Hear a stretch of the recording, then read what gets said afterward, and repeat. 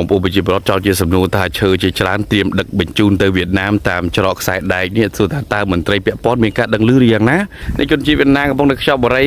បើពីកម្ពុជាឆ្លងទៅវៀតណាមតែម្ដងជនរត់ដែននេះគឺជាប្រភេទឈើដែលត្រៀមឆ្លងដែនទៅវៀតណាមដល់ខុសច្បាប់ចេះខ្មែរអត់ចេះខ្មែរអត់ចេះនេះទនជននេះគឺប្រភេទបរិយហេរ៉ូនាំចូលវៀតណាមគឺតាមរយៈទូកនេះទនជនណាទូកនេះឆ្លងទៅគឺដល់ទឹកដីវៀតណាមហើយបងប្អូនជនជាតិអញ្ចឹងហើយចាំការលើកឡើងប្រជាពលរដ្ឋថាបរិយច្រើនណាដែលចល័តចេញពីកម្ពុជាឆ្លងដែនទៅវៀតណាមហ្នឹងហើយច្រើនណាទនជនណាតាមច្រកខ្សែដែកនេះច្រកព្រំដែនខ្សែដែកទនជនណាស្ថិតនៅក្នុងឃុំកគីស្រុករមៀហៃទឹកដីនៃខេត្តស្វាយរៀងទនជនគឺច្រកព្រំដែនខ្មែរកម្ពុជាវៀតណាមហ្នឹងហើយគេហៅថាក្បែរទៅនឹងច្រកខ្សែដែកហ្នឹងហើយស្ថិតនៅក្នុងឃុំកគី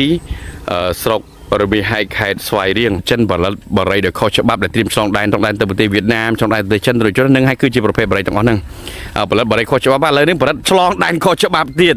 អូម៉ាណាយហើយហ្នឹងហើយទនជនយើងនៅច្រកខ្សែដែកព្រំដែនកម្ពុជាវៀតណាមហ្នឹងទនជនណាបងយប់សួរបងមេប៉ុកខ្សែដែកបងហ៎បាទខ្ញុំអង្គភាពក្តាមក្រហមហត់ញូបងសូមសួរបងតិចបាទបងកាលទំនិញបរិយដែលហេរ៉ូនឹងដែលនាំចេញពីខ្មែរទៅវៀតណាមមិនវិញបងបរិយហេរ៉ូបាទហេរ៉ូយេបងបាទនាំไปផ្លូវត្បូងហ៎បងបាទចេះបងអានាំទៅហ្នឹងគឺគេមានបងពាន់ជូនរត់អស់ហើយបងប្រជាពលរដ្ឋដែលគាត់លើកឡើងថាមានឈើបងឈើដឹកចេញទៅខាងវៀតណាមហ៎បងហើយបាទអត់មានទេរឿងឈើអត់មានទេមានតែកំទេចអាយ៉ាណាបងកំទេចអាយ៉ាណាហើយនឹងរបៀបកាមហ៎បងបាទជុំមិនក៏តិចអាយ៉ាណាដឹកឡានធំទៅវៀតណាមវិញបងបាទ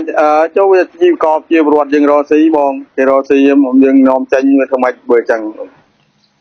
បាទឃើញឈើកហើយនឹងជាក់ស្ដែងគឺអត្រាដឹកទាំងអត្រាឡើងទៅខាងវៀតណាមតែម្ដងបងណាបាទបងគេដឹកមកពីខាងខ្មែរយើងទៅវៀតណាមបាទហើយខ្ញុំមិនមែននេះទេរឿងការតែគេដឹកហ្នឹងគឺខាងស្ថាប័នគយគេអនុញ្ញាតឲ្យដឹកហ៎បងបាទបងបាទតែយើងមានប្រធានការអីដែលដើម្បីនេះបងនៅខាងគយបងណោះបាទមិនប្រធានការបងយើងបានសម្រុះសម្រួលនេះឲ្យចេញអានេះការអនុញ្ញាតឲ្យចេញព្រោះថាវាជាអូសកាសចារឲ្យជាពលរដ្ឋយើងទិញនឹងភូមិហ្នឹងហ៎បងហើយសូមបញ្ជាក់ដែរបងលោកមេប៉ុសមួយទៀតដែរបើប្រជាពលរដ្ឋលើកឡើងដូចជាខ្ញុំបាទទៅឃើញផ្ទាល់វេលាម៉ោង9កន្លះហ្នឹងគឺមានជ្រូកចេញពីតំបន់ខ្សែដែកតែម្ដងណាតើលោកមេប៉ុសមានដឹងទេបងអត់មានទេបងមានចេញទេបងមានទេអត់មានទេបងណាបាទមានទេបងបាទវើជាក់ស្ដែងគឺខ្ញុំឃើញតែម្ដងគឺជ្រូកដឹកឡានណាបងបាទបងឃើញកាលបងឃើញបងខ្ញុំសារមុនខ្ញុំទៅមកជួបភាសាដែរហើយយប់មិញខ្ញុំតាមអត់ទាន់ទេឡានណាបាទអត់មានទេបងមានតែនេះអត់មានជ្រូកចេញទេបងបាទបងបាទពីមុនមកជាពលរដ្ឋរាជការថាមានគេដឹកខ្សែបកកដាច់អីចឹងបងហើយតែខ្ញុំចាប់វាអត់បានសហការទេបងបាយថយក្នុងរឿងសហការជាមួយគេនឹងខ្ញុំអត់មានទេមានសន្យាចេញមកគឺតែអ្នកនោះប្រព្រឹត្តខុសគឺទទួលកំហុសខ្លួនឯងហើយព្រោះពីឡងមកមានឈ្មោះខាងព្រៃវែងហ្នឹងគាត់លួចដឹកចេញពីព្រៃវែងហើយមកចេញតាមភូមិនឹងមានមែនពីមុនមកហ្នឹងហើយមួយ